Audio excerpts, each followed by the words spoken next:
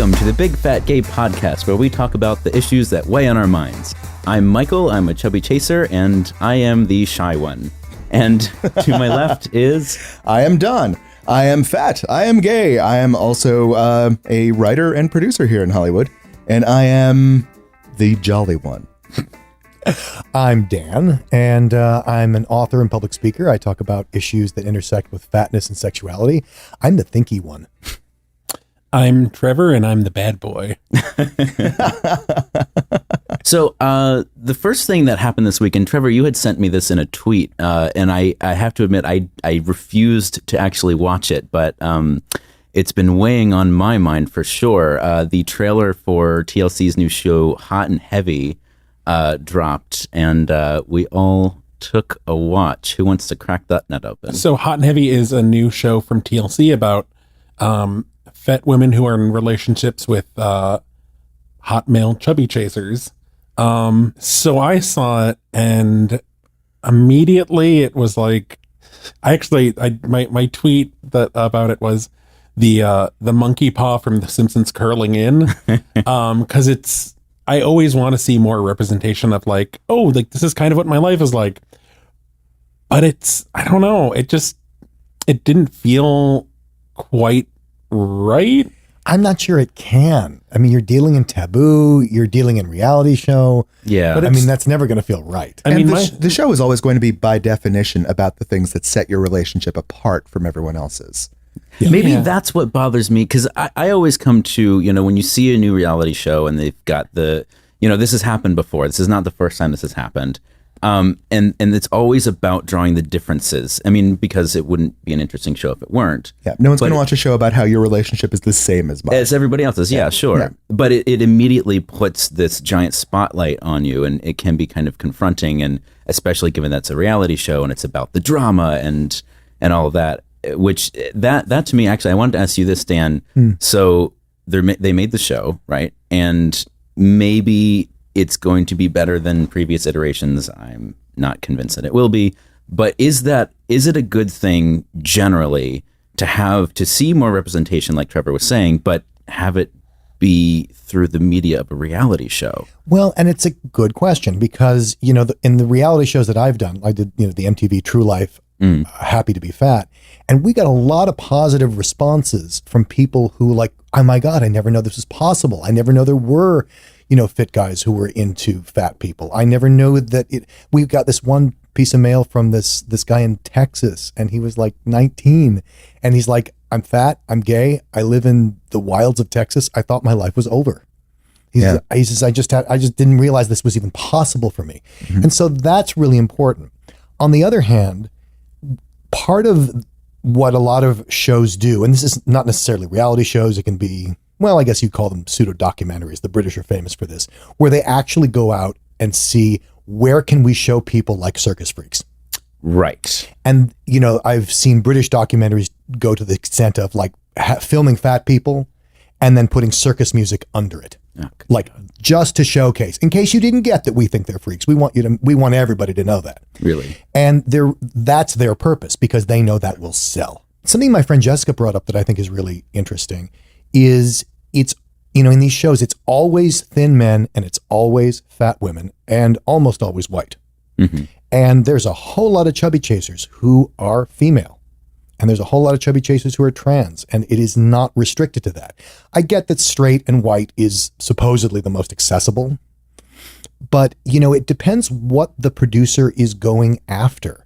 I mean, one of my biggest problems with it is, I get the pun Hot and Heavy, but like the way the trailer set up, it's, these people are heavy, hot. The heavy is the women, and it's like, oh, I could never have love. Oh, but then I got a hot guy, and it's right. Like, it is in no way saying that these women are hot too. It could be. I mean, it's not saying that. Like when I heard Hot and Heavy, of course I assumed the women were hot and heavy.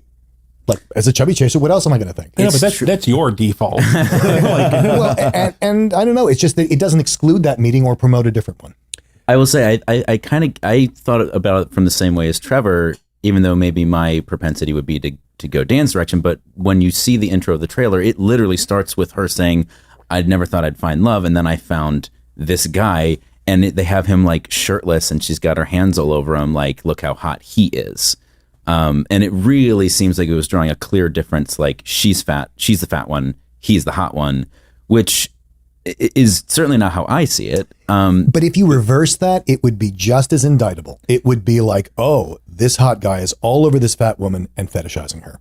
Like that, it is an unwinnable visual. Yeah. Because half your audience is always going to find it offensive. Well, I think that actually goes exactly back to why I brought up the sort of the medium, the reality show, because I think it's all going to be dramatized. It's all going to be, okay, well, let's show her fetishizing him, which I think is, like you said, just as problematic. So is this a good thing to have?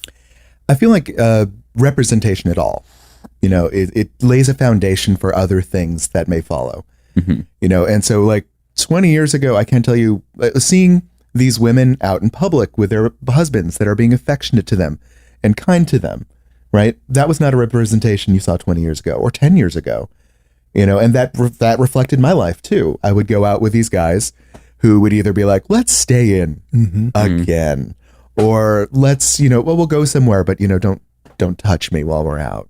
Right. That sort of thing.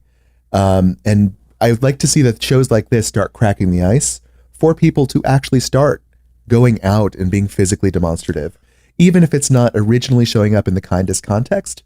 It's a foundation. It can go both ways. Like as Michael said, and as we know from the internet, don't read the comments. Oh God. Yeah. I mean, there are people who are already mad at the show for just showing fat people as human beings. I mean, how dare you?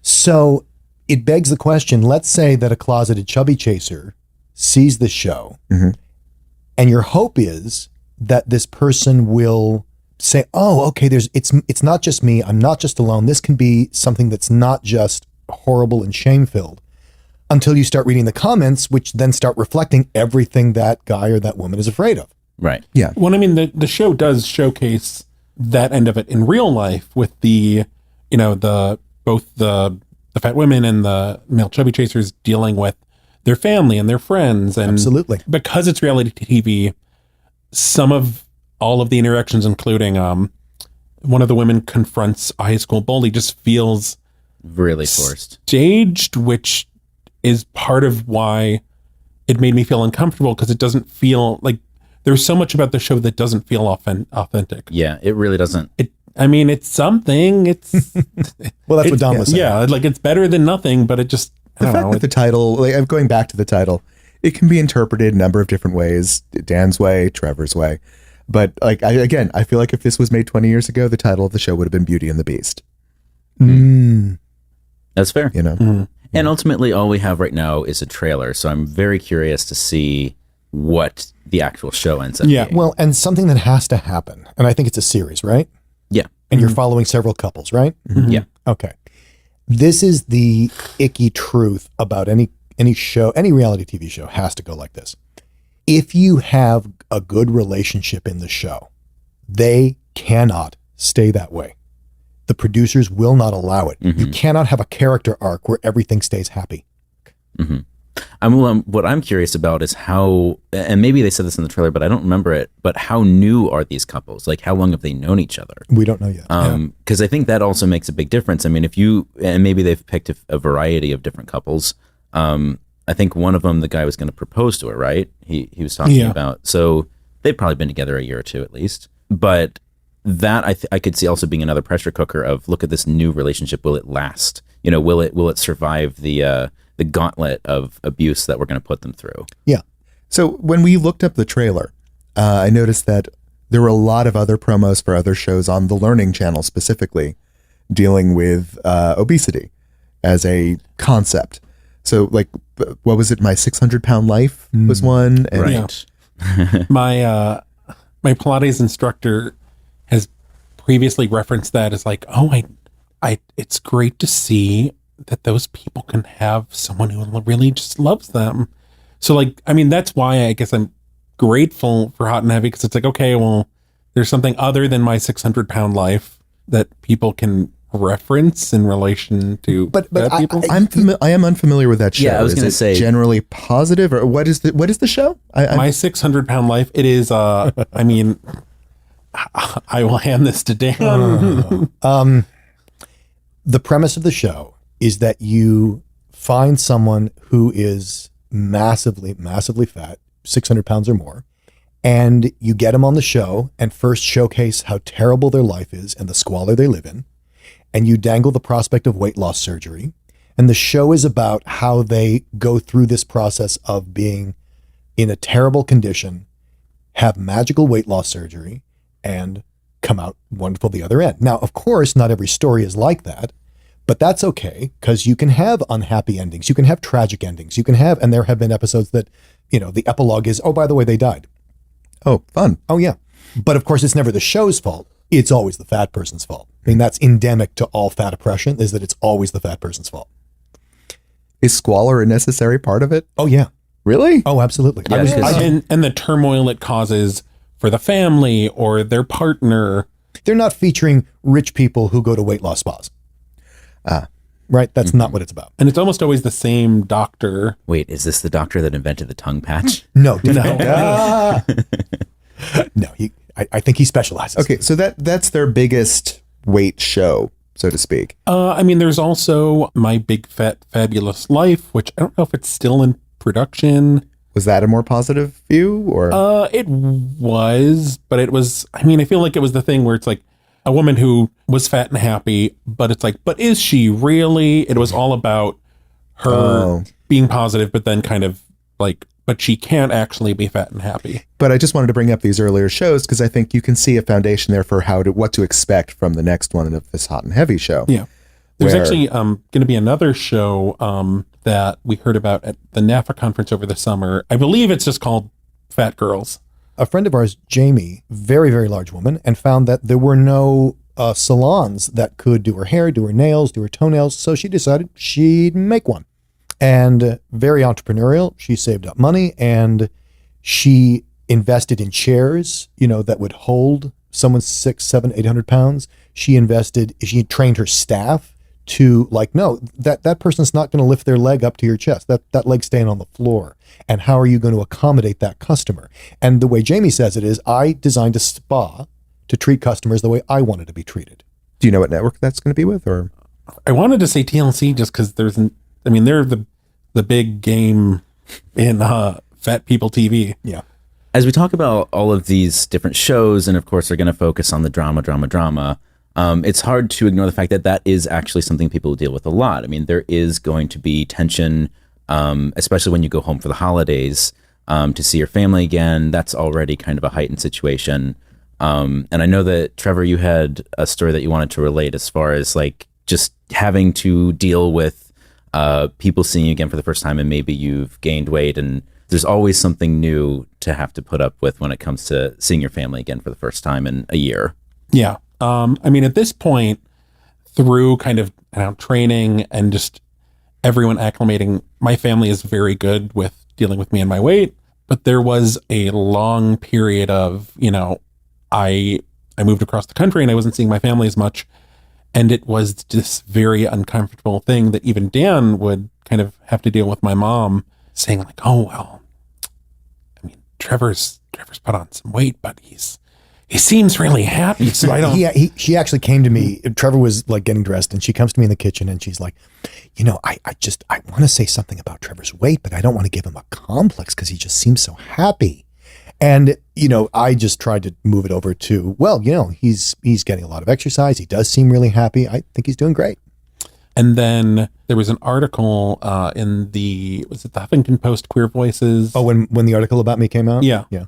And it was an article, Dan kind of talking about the whole round world. And our friend Leon had a show, Old Dogs, New Tricks, which was featuring a kind of a Chub Chaser plot line. And she didn't read the article. She just kind of read some stuff and it activated all this stuff that was brewing inside of her. And then at the bottom of the article, there was a picture of the two of us from my sister's wedding. And I'd gained weight since then. And she just kind of blew up. How did that start? When you say blew up, was there yelling involved? It was just this, it was a spiraling rant about how much weight I've gained and how, well, when she saw me at the wedding, she was uncomfortable with my weight then. But now I see it as a compromise, as something you could work towards. Like work because back, I know work you're back. happy. Yeah, like work back. Like so go back to that, because I mean I was uncomfortable, but it's more acceptable than where you are now. Jeez. Well, and did she ever once ask you how you felt about it? Oh, no. I mean, obviously she's projecting. Most people just assume that fat people are miserable, and their opinion is not legitimate. Like if you're fat and you're happy, well, you're just wrong. Right. How could you be?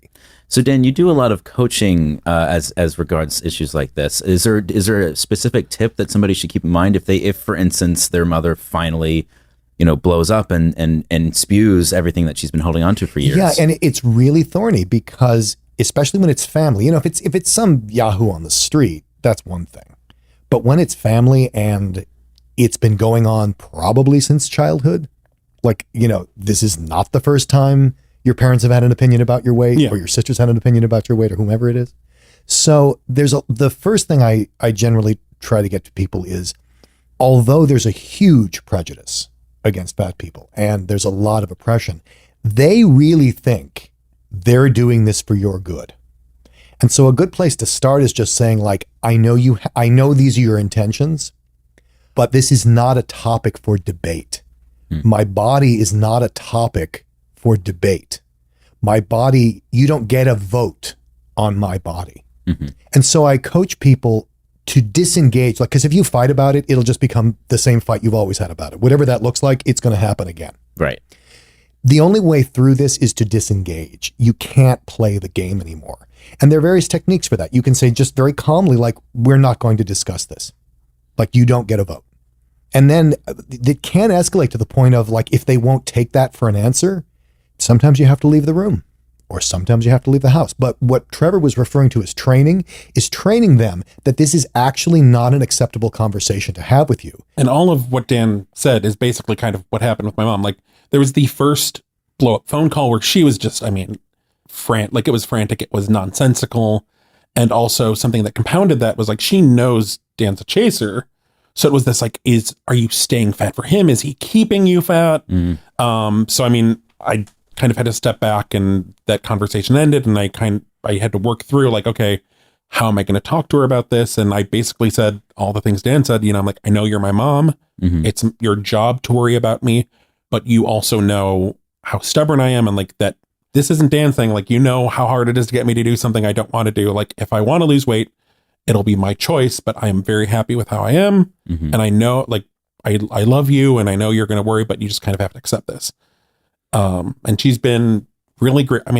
My family doesn't say anything about my weight now, which is almost just bizarre. No, it's really weird because they will make fun of other people's weight in front of him, but never talk to Trevor. What is that? Just as a side note, like, everyone always feels they need to confess weight issues to me, or like talk about other people's weight to me. You're a safe like, space. What the hell? Because you'll understand, Don. You know what it's like. God damn it. Exactly. I almost feel like it's that thing of, maybe we talked about this already, but if you're friends with somebody who's fat, and you're trying to be tactful, you're trying to be nice, you have this way of not even seeing you as fat. Mm-hmm. So, like, you could talk about fat people, but you're not fat. Like, I don't see you. I couldn't see you that way. That's because the word fat doesn't just mean fat. That's why we avoid it. That's why we have euphemisms like heavy. Right. Or husky. Or big. Or fluffy, or whatever it is. Because the word fat is literally unspeakable. It's that bad. So what the word fat really means to most people, unfortunately, and we're reclaiming it, but the word fat means to most people just disgusting. Mm-hmm. And if your friend isn't disgusting, therefore they're not fat. But that other person that I saw, other person I saw on television on My 600 Pound Life, that I saw on Hot and Heavy, that I saw in the grocery store with a cart, oh yeah, they're fat.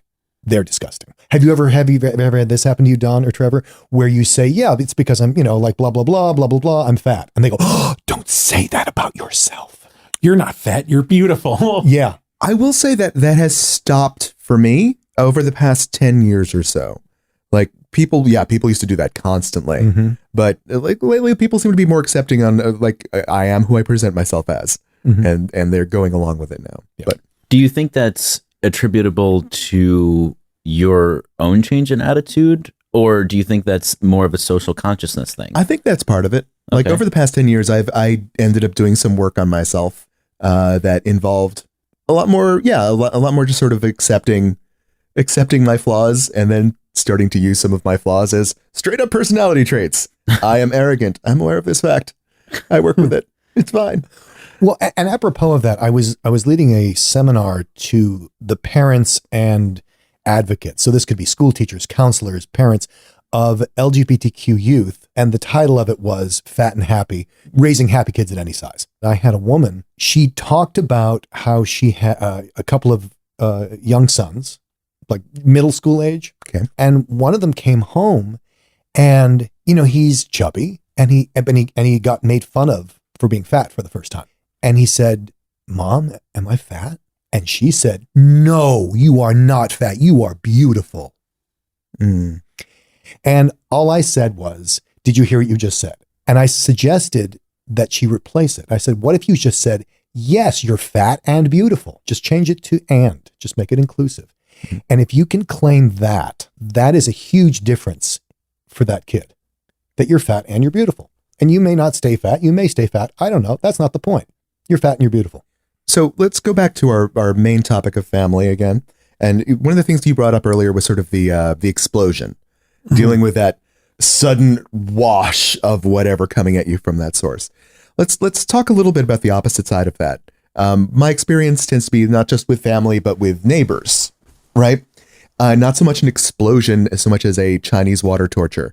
The endless drips, drip, drip, drip. Like, when I get together with my mom, I make a little game for myself. Like, how many sentences in before she comments on my weight?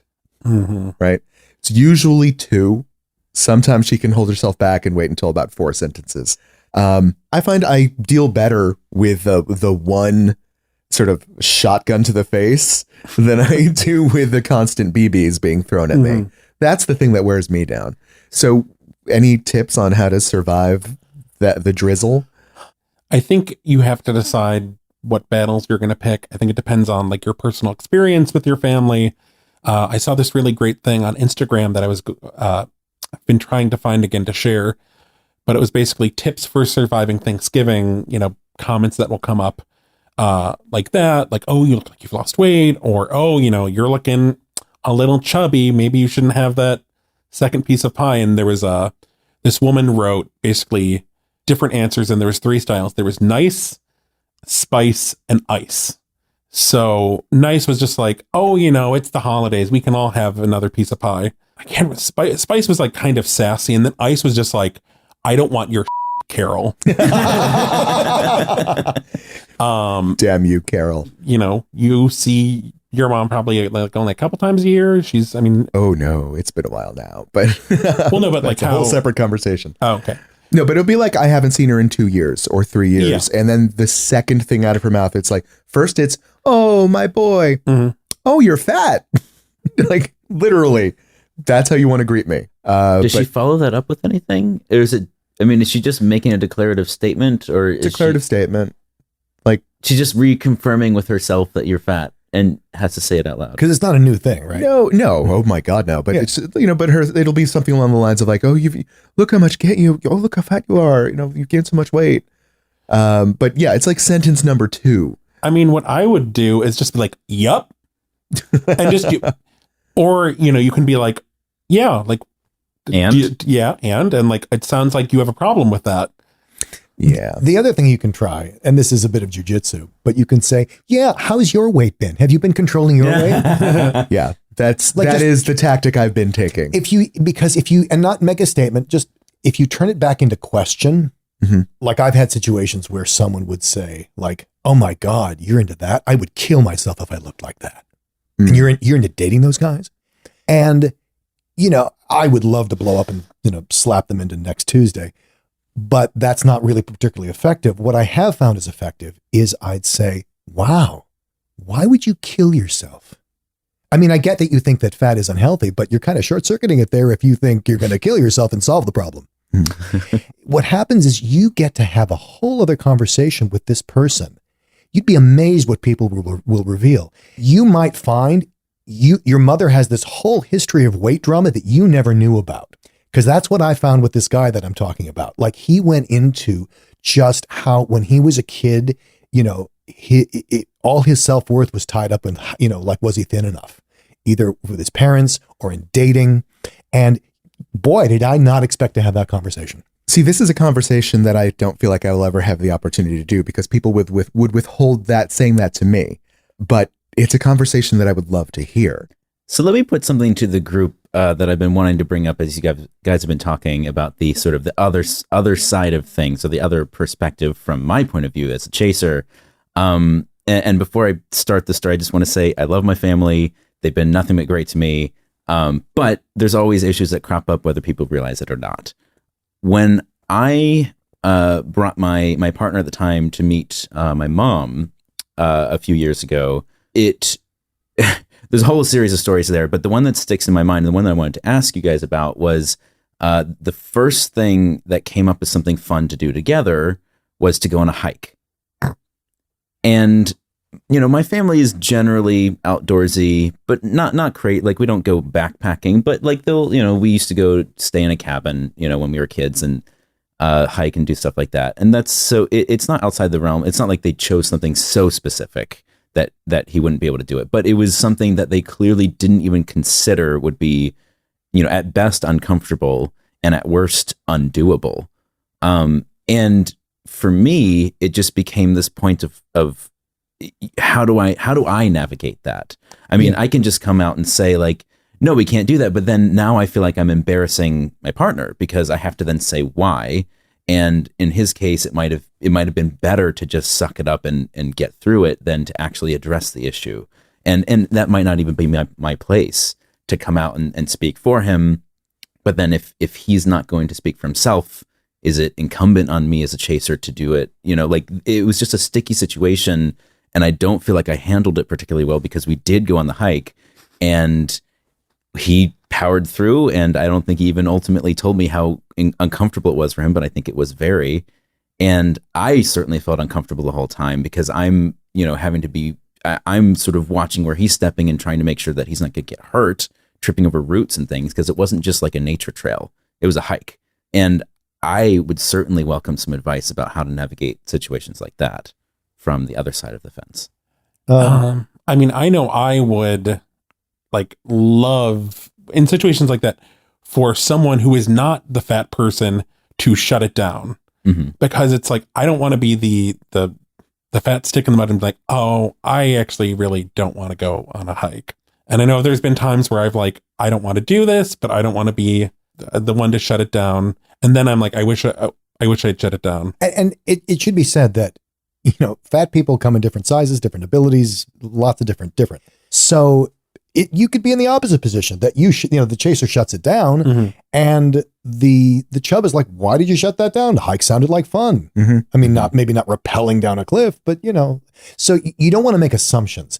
Yeah. What I think might have been advantageous in that particular position is you kind of need a sidebar with your partner. And by the way, for the chasers listening, it absolutely is your job to run interference here. It absolutely is your job. Right. And you got to have the moxie to do that.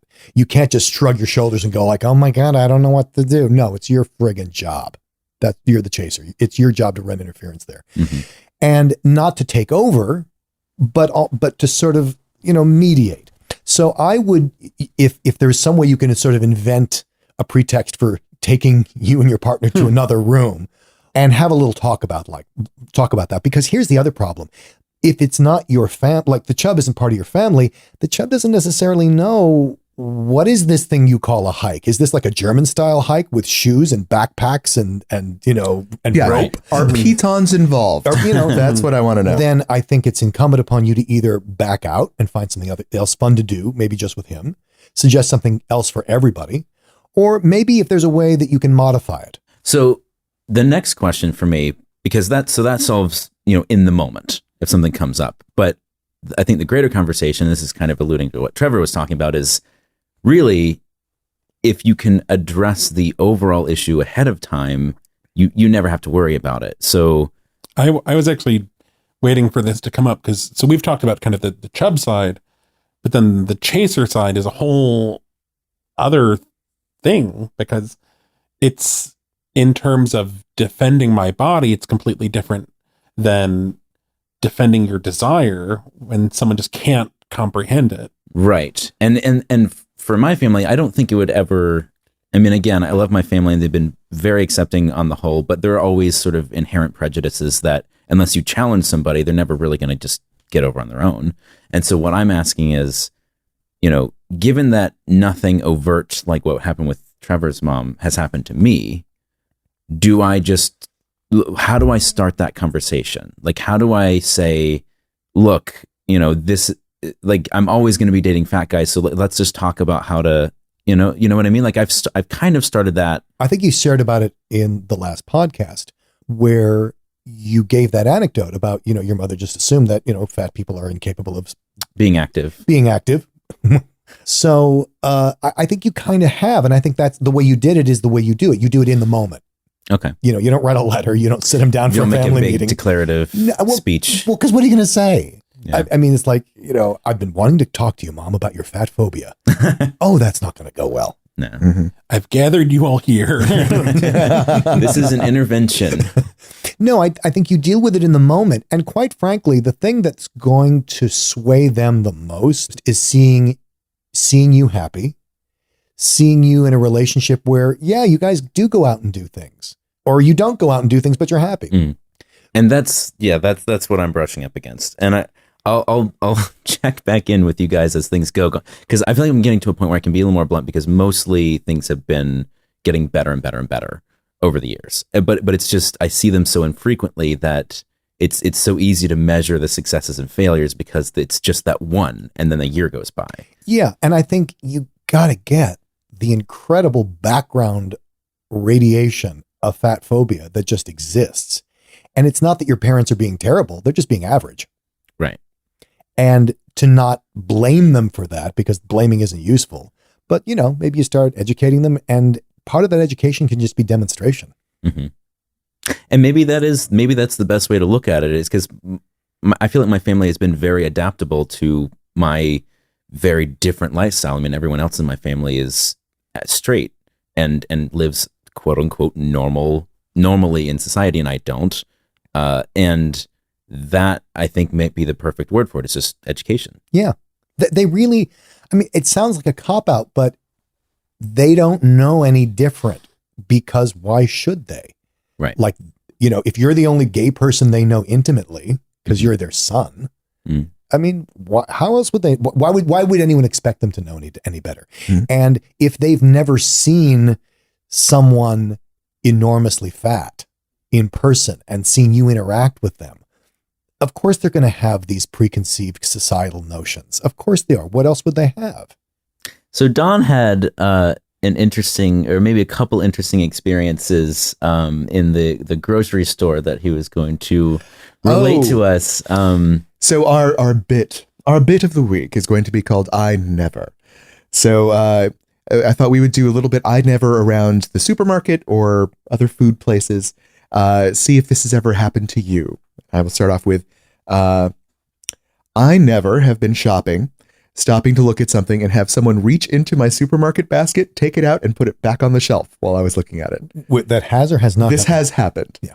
I Never is the drinking game. Sure. So like, if that hasn't happened to us, you and me, Dan, then we have to take a shot. Oh, okay. So I'm already sloshed at this point. I've never had someone take it out of my cart, but I absolutely have had someone question what they thought was me looking at a pile of desserts. Mm-hmm. And as a bodybuilder, they had an opinion about whether I should be eating it. Yep. Even though I wasn't even considering it, I was staring into space. But they're like, "Don't do it, dude. It's not worth it. You look great. Don't do it."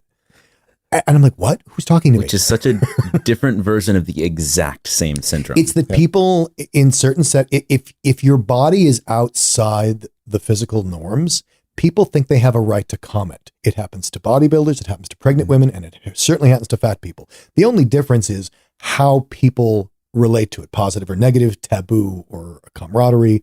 I mean, that's what changes. But if you are outside the norm, people have this warrant, they feel, to comment on you. Yeah. I'm going to be so drunk by the end of this bit.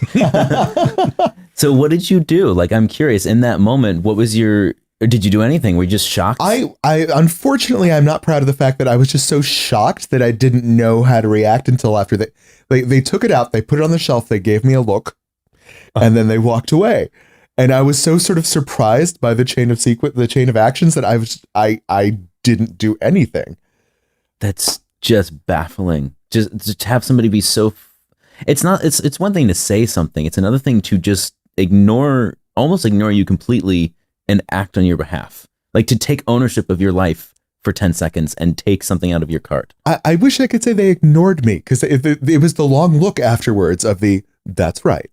Well, I just mean Doing ignoring any objection you might make as they reached into your bag. Like literally just. Well, it was a autonomously. trolley. It was a cart. Sure, whatever it was. Like they felt like they had permission to take control. No, I think they felt they had a duty. This is part of concern trolling. This is part of saving the fat person. It's the whole premise of, to get back to My 600-Pound Life, is we're going to save the monster. Yeah, we're going to save Frankenstein's monster, and either we're going to send them to a doctor to get their stomach amputated, or we're going to take the offending food out of their cart. But either way, we're going to save them. It's our job. It's our duty. Yep. Well, because they don't know better. Obviously not. They don't know they're fat.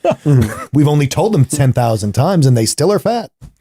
Or I think Trevor probably has the one that takes the cake. Everyone get your shots ready. So I was at it was a date, and I was at a grocery store, and we were getting some dessert, and I'm with this chaser, and all of a sudden he just bolts out of the store.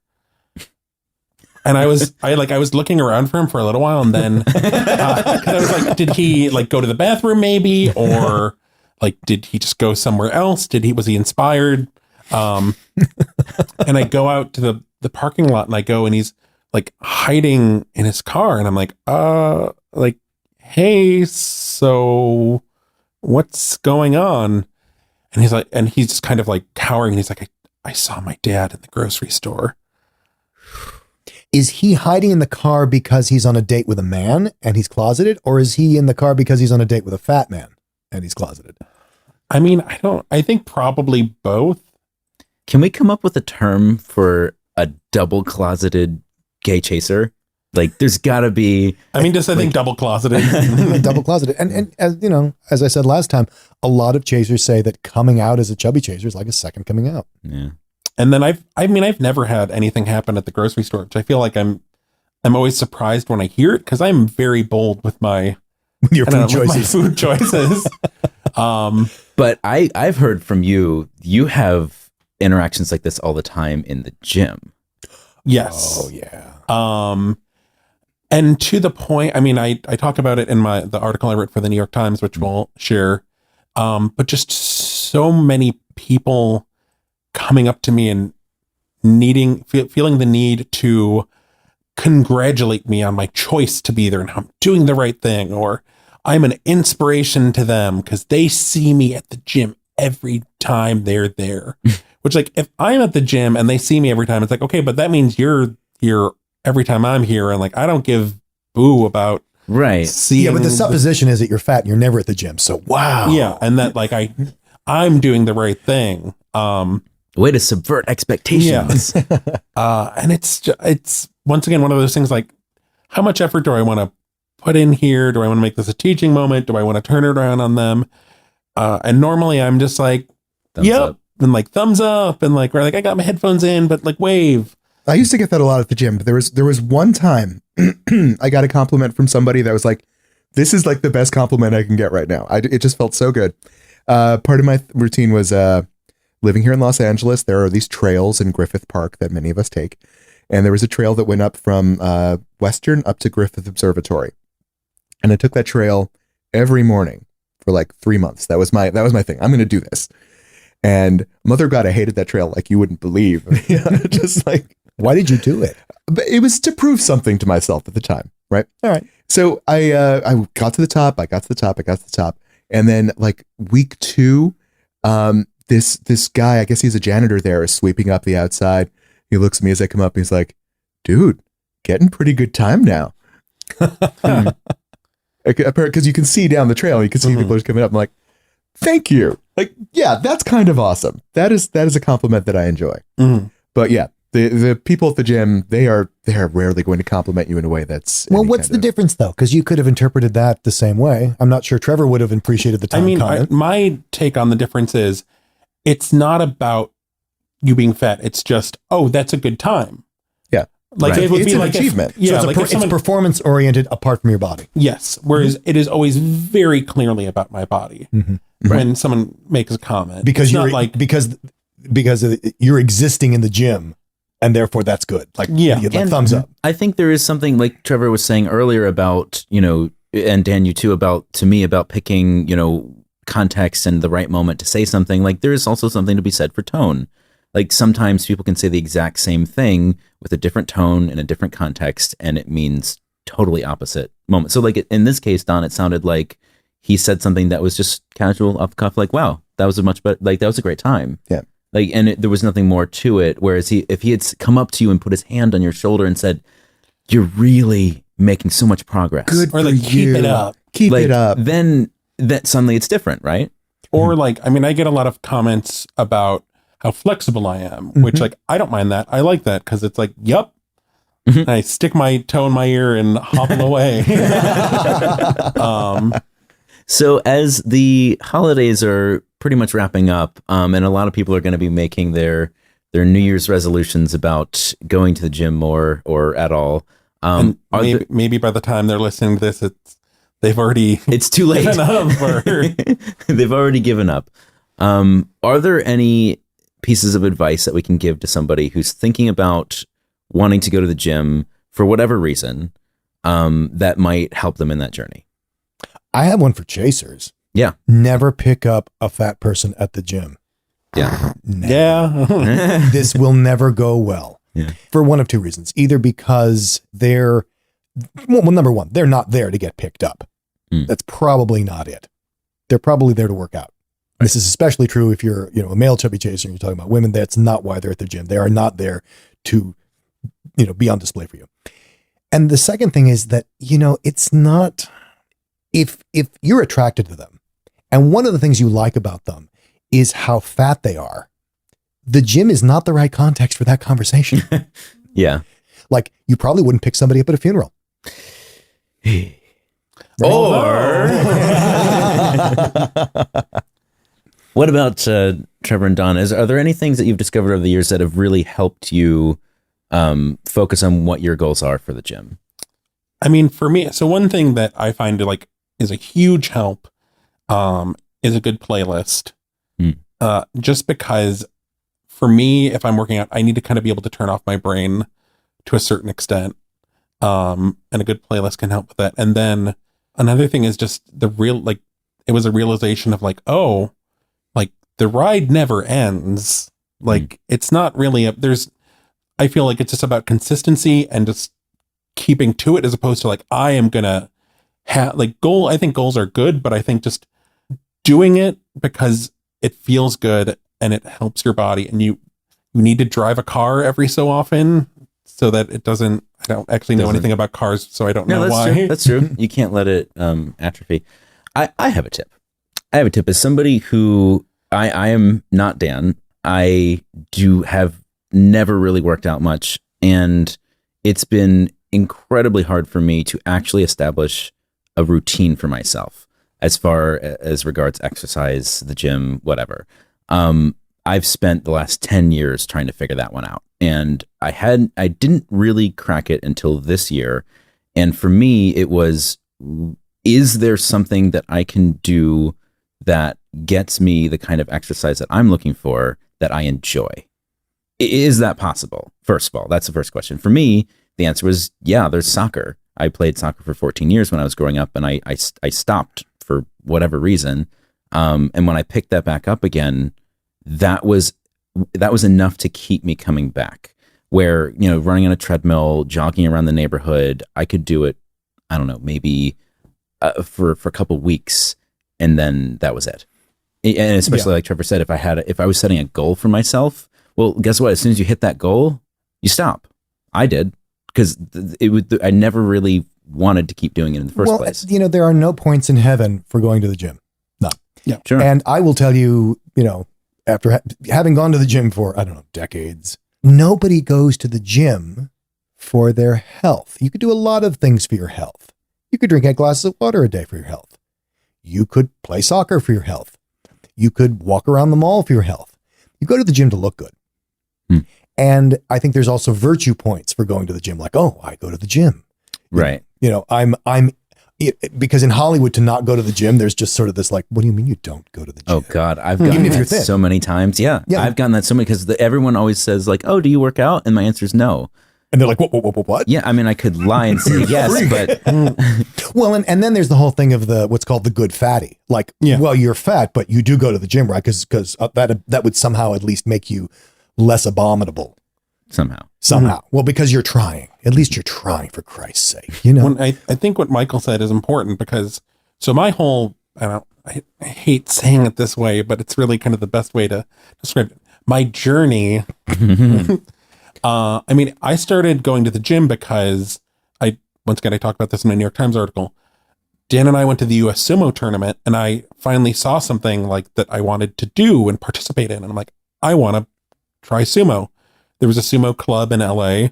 I went and then I realized like, oh, I actually have to like work out if I want to do this so I don't die after going from like the activity level of a newly awoken coma patient to slamming my body into someone else for, 2 hours nonstop. And then I stopped doing sumo, but I was like, oh, moving my body feels good. And I need to find something that I like. And I did Pilates briefly as a child. And I was like, I really enjoyed that. And I'm flexible. And I was having some back pain. I'm like, oh, this will help me with my back. And I like doing it. And now I do Pilates twice a week. And then in doing Pilates, I'm like, oh, I'm seeing some imbalance in my body. So I want to work out with a trainer so I can continue to do more in Pilates.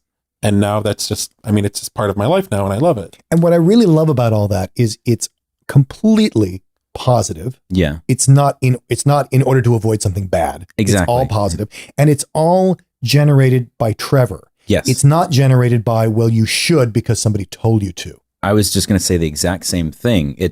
And because there are hundreds of different ways to get what somebody might call exercise. Absolutely.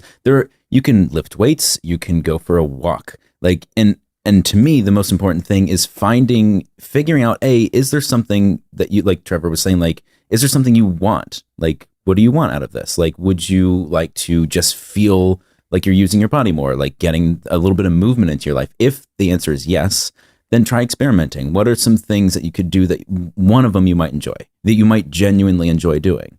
And towards that end, my tip is pay attention to your body and don't overextend because of your beginning of the year enthusiasm. Yeah. So my thing is always like, no, I used to be able to do like 45 minutes on an elliptical machine. So when I start, I expect to be able to do 45 minutes on the elliptical machine. I don't even do that. And then I am dead. I am dead and I don't want to do it the next day. I don't want to do it the next week. This is a mistake. So pay attention to your body and accept levels of fitness and slowly ramp up. You know what? If cleaning your house gets your heart rate up the first few days, clean your house the first few days. And then when that's less of an effort, go for a walk for 10 minutes twice a day. It's a matter of ramping up slowly and don't think about what you should be doing. Think about what you can do safely and sustainably. And it is a green fitness workout. Yeah, and what do you want to do? That's what I come back to. Like, whatever it is, if you are doing it out of obligation of any sort, you will fail. I'm sorry. I've run into that, like I said, for 10 years. Yep. Try and find something that will give you back more than just quote unquote fitness. Yeah. My ideal workout plan would be kayaking to and from a laser tag arena. I would love that. Well, I do a seminar on, I don't call it diet and exercise because it's not. I call it food and movement. And what it's really about is people's relationship to food. Because I'm not going to tell anybody what to eat. And people's relationship to movement, which they think is exercise. Mm-hmm. And the people come to me in the seminar and they say like, okay, you're going to tell me how to like exercise, right? I'm like, no, I'm going to tell you how to find something to do that you like doing. Mm-hmm. And they're like, what? And that completely throws them for a loop. And I had one person in particular. He was a gentleman. He had a lot of physical problems And like he doesn't live near, like swimming would have been ideal for him because it's completely zero impact. But, you know, he lives out, you know, in the country. He doesn't live near a pool. He's not going to go mall walking. But what he did like to do, because I just kept asking, like, what do you love? What do you like to do? And he says, I like to paint. I'm like, do you? And he lives out in the country, right? And I said, I bet it would be actually a lot of exercise if you took your paints and an easel and you walked out in the woods and you painted something. Mm-hmm. And he started to change his mind because now it wasn't exercise. Now it was painting. It was, yeah, exactly. That to me, like, I hate running. I don't have a good physique for running the way that an athlete might, but I love playing soccer. Mm-hmm. And suddenly it's not about running. It's not about jogging. It's not about looking at your watch and seeing if you've done 45 or 50 minutes.